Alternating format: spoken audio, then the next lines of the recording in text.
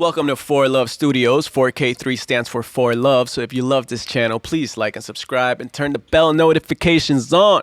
Because today I'm taking you inside of the DAW. That's the digital audio workstation. I'm teaching you the basics on how to get from A to B to be able to make your first piece of music, whatever it is that you need to get started. So a lot of times people open Ableton or FL Studio, whatever your digital audio workstation is, and they don't know what the heck they're looking at. They don't know where to get started. So I'm breaking all of that down.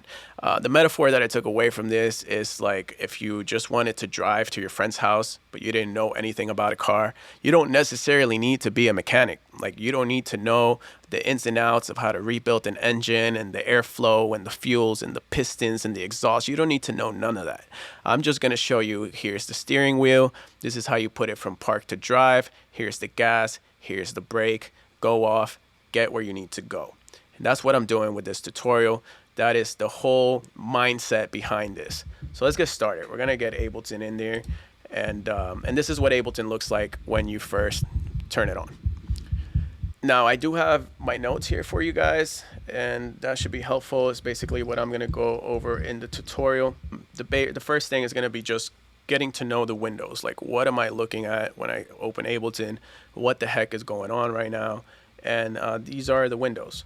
The first thing that you're going to want to look at for any digital audio workstation is going to be your transport. Your transport is a window where you're going to have your play, your stop, and your record. Even Spotify, Apple Music has a transport. It's where you hit next track. That's called a transport. And yeah, I mean, it's going to be right here on the top. This whole thing. This right here, you got your play, your pause, and your record.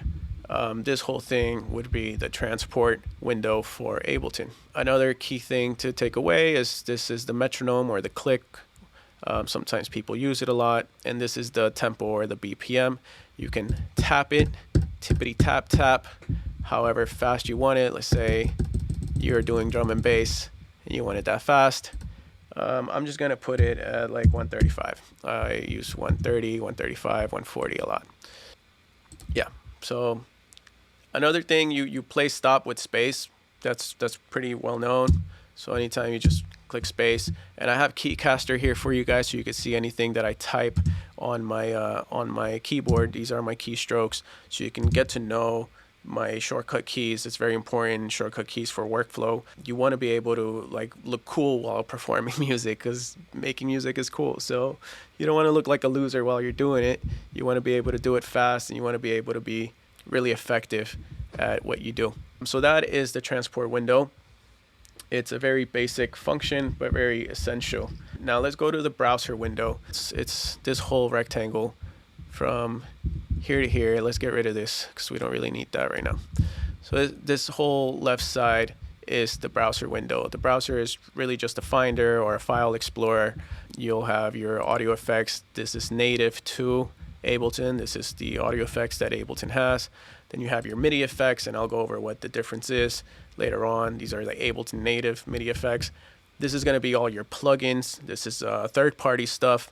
So if you actually went off and bought some of the stuff that I talked about in episode 1, your Serum, your Native Instruments, your Omnisphere, this is where you will find it. And then down here, you'll actually have your files. For example, I have a file with splice sounds in there, and you can add any particular file on your computer that you want to actually refer to while you're producing. And a lot of times, if you have your own audio clips, you'll want to refer those files quick and easy in and out, so you can just drag and drop them in there. So that's the browser window. That takes me to the edit window. The edit window is going to be the rest of everything that is not the transport and browser window that you see here, and that is all of this. This is the main canvas. This is where all the magic happens. This is where you're going to be working on your song, where you're going to be setting up your sounds. I mean, this is where you'll spend most of the time. You'll drop your instruments in here, your audio clips. It's going to be this whole window. Now, if you press tab, which is going to be the shortcut key to move from mix to edit, you also have these little lines right here. This is your mix window. Now, you don't need to worry about the mix window right now. There's really nothing that you need to do in the mix window that you can't do on the edit window. As you can see, it says MIDI 1, MIDI 2, audio 3, audio 4, and you have 1, 2, 3, 4, which if you press tab and go back to the edit window is the same exact thing you have here. 1, 2, 3, 4. The only difference is horizontal. You see MIDI 1, MIDI 2, audio 1, audio 4. But in the edit window, you can actually see what you're working on. You don't have this whole workspace in the mix window. And the workspace is where you're gonna actually make music. But all of these things, look, the inputs are there. The inputs are here. You know, the volume is here. The volume is here. Record enable, your solo, they're both there. So there's really nothing you need to do in the mix window. You just need to know that it's there, because later on maybe you'll use it, but most of the time you'll be in the edit window dragging stuff from the browser. That's pretty much that. Actually, you know what? Let me introduce something that may be very helpful. If you go down here, there's this little like arrow. See if you can see it. You see that little arrow right here on the very bottom, right under that little wave looking thing? If you press that, it gives you this box. You see it says info view. And the info view, if you're just getting started, is actually super handy, because you could just hover over anything and it'll tell you what it is. So let's go to like the stop button. You see, and it'll tell you this is to stop playback. Just anything you're curious about, the info button will tell you what it is. So you can just turn it on or turn it off with this little arrow. Really cool if you're just starting out. I think it's a nice commodity to have that Ableton put there. Now that you know the basic windows, one of the problems you may be having is not hearing audio back. So I'm just gonna tackle a little bit of preferences, and you can find the preferences obviously in like the live menu preferences, but here we do everything with shortcut keys, and that's gonna be command comma. Command comma brings up the preference window. So that way you don't have to go to the menus. I will show you both, I'll give you the menus, but again, we wanna be cool while we're doing cool stuff. So we're gonna use command comma to open that up. If you go to audio, you're gonna go to audio output device.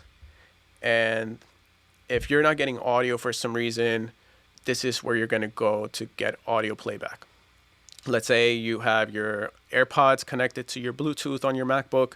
You can just go in here and it should have AirPod section. Whether you're using your default speakers or you're using an interface, just go to the audio output device, click on your device, and that should get that going. Another important thing is the buffer size. The way the buffer size works, it tells it how much of your computer power to use. So if you're putting a lot of audio clips and MIDI tracks and you have a bunch of plugins playing at the same time, and all of a sudden your song starts to sound like it's fragmented and you can't hear and it's like lagging and your computer just feels like it's about to explode, you need to turn up your buffer size. You can go all the way up to 2048 samples. Turn it up to tell the computer to use the most power possible, because it's not doing enough. So you need to maybe shut down other apps, turn the buffer size all the way up, and that'll help to get your computer to actually like play the music that you're playing. Now, if you're recording, it's the opposite, because you want, let's say you're a musician or something, to have music or hear yourself back. Let's say if you're singing, you want to hear yourself back on time and you're having some latency, you're going to actually want to drop down the buffer size to as little samples as possible. I don't know, if I'm recording maybe like 120 or 256 or whatever it is, 250, whatever, that'll be fine. Sometimes 500 is fine. So the buffer size is something you need to be messing with. It's something very basic that it really, really helps. The other thing I wanted to touch on is the plugins, because in my first episode, I talked about some of the plugins that you could buy. And let's say you bought some of those plugins and you want to actually bring them up. The way that you find them is through this rescan button. So you can click rescan, it'll scan your whole computer for plugins. And then after you scan them, guess where they're going to show up? They're going to show up in your browser, plugin section right here, and you'll be able to see all your plugins and drag them. You could also customize which folder you put your plugins on. So if you click here on browse, you see it says VST3 plugin custom folder. This is usually the path where most plugins go. which would be the library audio plugins. And that's my path where all my plugins are set. So then you would put them there, download them, rescan. Sometimes they just show up automatically, but if for some reason they're not showing up, that's the way to get them going. Cool.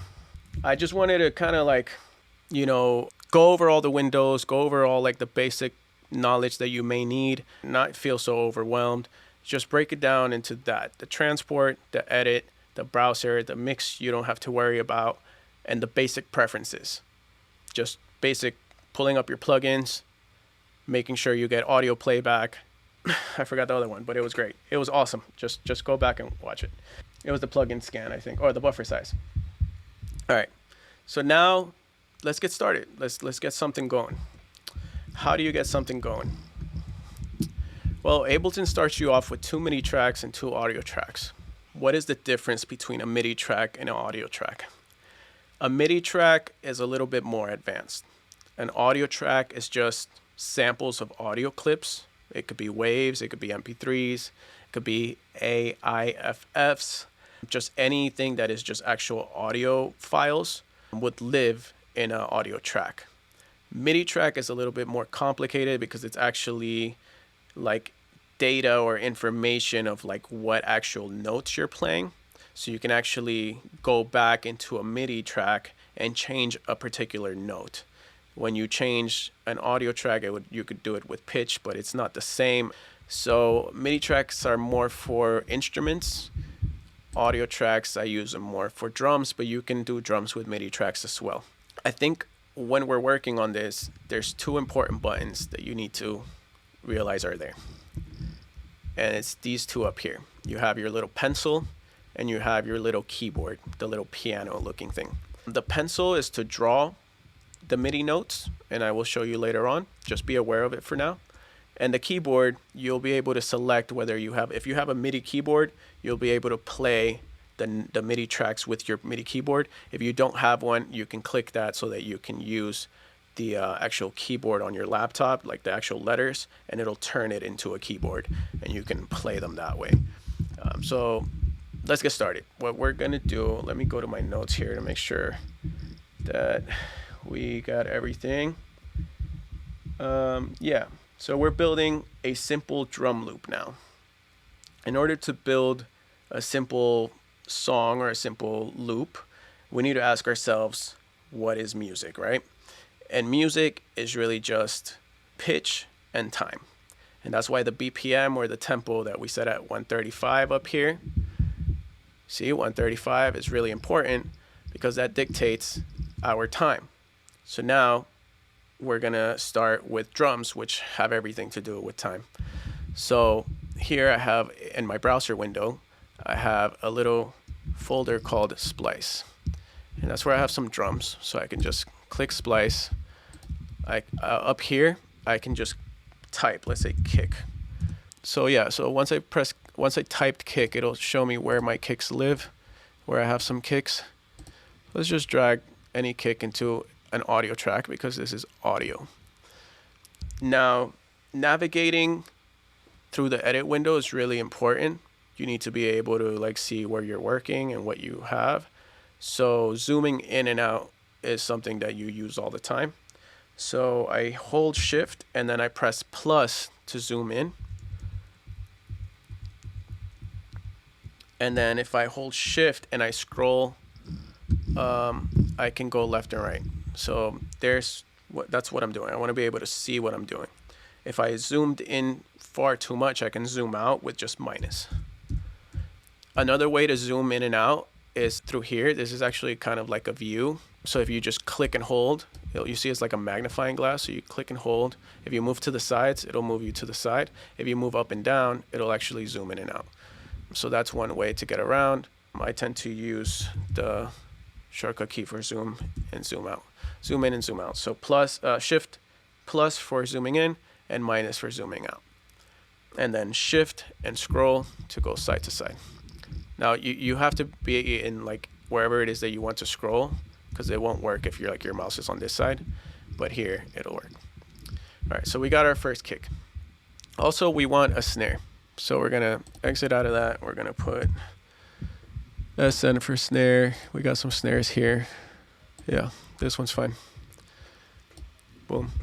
Now, remember we have a solo here. Let's say I just want to hear the kick. I'm going to solo that. That's our kick. I'm going to solo the snare. That's our snare. Let's add another track for the hi-hat, because adding a track is really important. You could be a newbie. Like if you want to act like a newbie, you don't necessarily have to be, like you could be a newbie and not act like a newbie, but if you want to be a newbie and act like a newbie, you can go to this create menu and then you can insert audio track or insert MIDI track. But like, even if you're a newbie, you want to at least like fake it till you make it, right? So what we're going to do is we're going to hit Command T for track, and that adds an audio track. If you want a complicated track, which is the MIDI track, then you just add a shift to it, and it would be Command Shift track, or T for track, and it'll make you a MIDI track. So Command T for audio track, Command Shift T for MIDI track. Let me undo that. That's Command Z. I use that all the time as well. And then we're gonna want a hi-hat in there. And by the way, like this comes from an actual drum set, right? You have your kick drum, you have your snare, you have your hi-hat, you have your ride cymbals. So you can kind of like take that and be like, okay, this was what basically makes a drum kit. And that's the kind of drums that you need. So you're gonna need some hats. So let's just pull up some hats. There it is. Let's listen to it. This is our, very nice. All right, actually, I don't need this MIDI track, so I'm just gonna delete it. Okay, so speaking about time, one of the things that we have here is this 4/4. And most popular music is made in 4/4. What that means is that there's 4 beats per measure. All that means is that you're gonna need ba, ba, ba, ba. That's 1 bar or 1 measure. So 4 measures is going to make, basically we need it to be 4 bars. And with that said, we're gonna put this is 1 bar. As you can see, it says 1, 2, 3, 4. This is the end of the 4th bar. So if you look at this bracket thing, we can move it around. If you go to the ends, you can extend this. You see how it like changed into a bracket? You see how here you can move it, but if you go to the end, it'll change the mouse into that bracket. So you just extend it or extend it. So I just made it 4 bars. Now, very important, we want it to play over and over as we work. We want it to loop. That's what it's called. It's called a loop. The shortcut key for loop is Command L, but you can also go here to this little circle. That means loop. A little circle with an arrow. That means loop. So I'm going to hit Command L, and you see it turned on. Command L, turned off. Command L, turned on. So we're going to turn it on. And what does that mean? That means that our selection here is going to loop. Let me take off the solo. I want to hear everything. And it should loop again. Coming up now. Awesome. Very nice. So I'm going to select just like this section, and I'm going to hit Command D to duplicate. And all of these things you can find probably like, I think in edit, you can duplicate. Yeah, here it is, Command D. But again, that's like the newbie way. I barely even know how to get to the menus because I never use them. It's just so much faster to just Command D. And then I'll select this bar and I'll Command D that.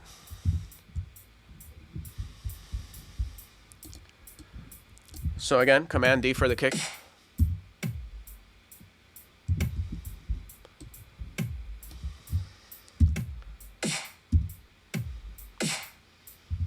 Something's wrong with this snare. I don't think I put it exactly where I want it. Yeah, there you go.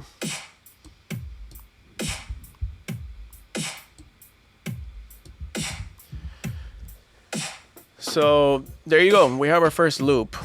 And you can just grab this and duplicate it as many times as you want to make it longer. But that's basically what we need right there. You can move these around. Let's say we want to put this here.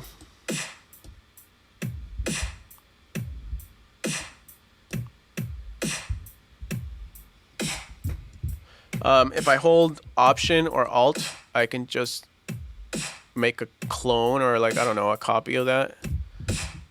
See how that sounds? right? Very basic, but this is what you need. That's the power of audio clips. You just move them around, drag them, very easy. I'm gonna show you the difference with a MIDI track. We're gonna select our MIDI track here, and you saw if you double click it, this popped up. It says drop an instrument or sample here. And again, that means browser window. If you need to find an instrument or sample, you're gonna need to go to the browser window. Again, this is the browser window. We're gonna go to plugins, but I actually want something Ableton native. It's a plugin that is made by Ableton, so it's not a third party. In plugins, you only really find third party stuff. So I'm gonna actually go to instruments, and I'm gonna use operator. Now, if you listen to my episode 1 tutorial, you'll know that one of the things that I recommended is operator. Super cool for sub basses. So I'm just gonna drag and drop. I have a couple options. I could drag and drop operator here, and that'll put it in my MIDI track. I want it to go to MIDI track 1, right? So because it's a MIDI plugin. It's like an instrument, so it has to be MIDI. It can't go to an audio track. So I could drag and drop it there. Let me undo that. I want to show you guys all the different options. I can drag and drop it here, right? Or I can drag and drop it here, because down here is just the components of each one of my tracks. I don't have any components on here, so there's nothing there. But everything I put in there will be down here. So that's what we need to do. We just put it there. Let me zoom in so you can see. You see that red button right there, that red circle? That means record enabled. That means that the track is hot. The track is like ready for you to play, ready for you to record. So if I hit my keyboard, I should get some sound. And this takes me to the piano that I was talking about there. Let's say you don't have a MIDI keyboard, but you want to be able to play like a piano. You can just click this keyboard here, and now I'm going to press F on my keyboard on my MacBook, and I'm playing with all of the keys, as you can see on the keycaster there on the bottom left. That worked like a charm. So that's one way to do it. What does that mean? If I wanted to, like, let's say record, actually, you know what, let me change this sound, because that's just a sub, and I want to be able to hear more than that. Yeah, something like that. Perfect. So let's say I want to record that. I can, since it's record enabled, that means I'm ready to record. I just need to actually record. I press here in the transport window up here. You see the circle is the record.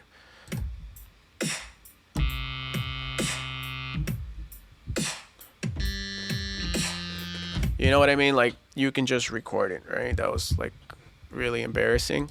That's not what we're gonna do, because obviously that's not where I shine, as you can see. I'm actually just gonna select one full bar, and there's a shortcut key, which is Shift Command M, and that's gonna insert a MIDI clip. You could also go to Create, and you can insert a MIDI clip here.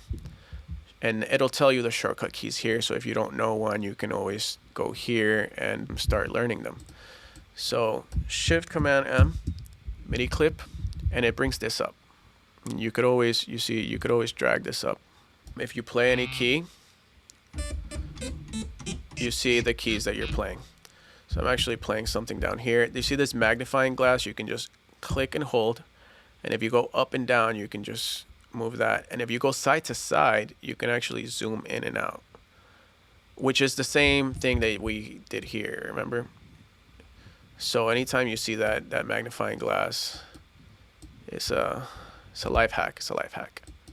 And this is the other thing I talked about, is this little pencil right here. The little pencil actually allows you to draw. So I'm just gonna put this basic C note, and then once, let me make this bigger so you can see. You see right there I have the pencil, but if I go all the way to the end, I hover to the side, it turns into a bracket. You see the bracket? You can actually just drag it. You see the bracket now, down here. You can actually just drag this. I'm gonna drag it all the way to the end, and then duplicate that.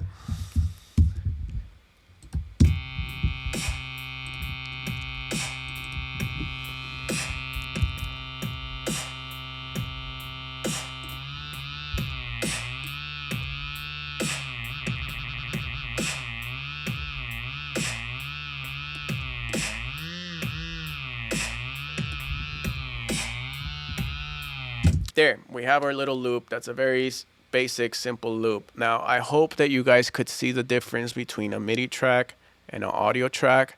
It's basically just this piano thing. That's really the difference. The difference is you can actually like use this pencil to like create whatever it is, you know, that you want. You can just draw it in, or you can actually play and record it, right? You can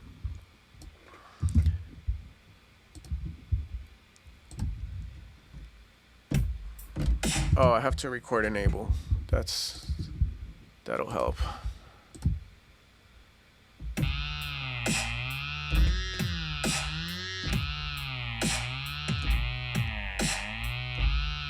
Right? If you wanted to record, you could do that. Again, that's not where I shine, at least not today. Okay, so you have your basic loop here. What's next? Well, this loop is probably like 6-7 seconds. So maybe you want it to be a little longer, maybe a little bit faster. So let's duplicate this a couple of times.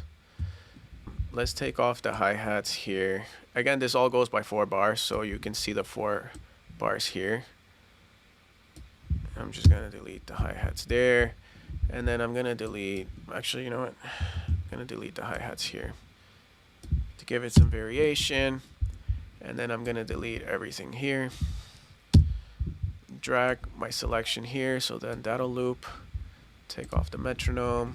I don't need that. And I'm gonna make it faster. I feel like this is way too slow.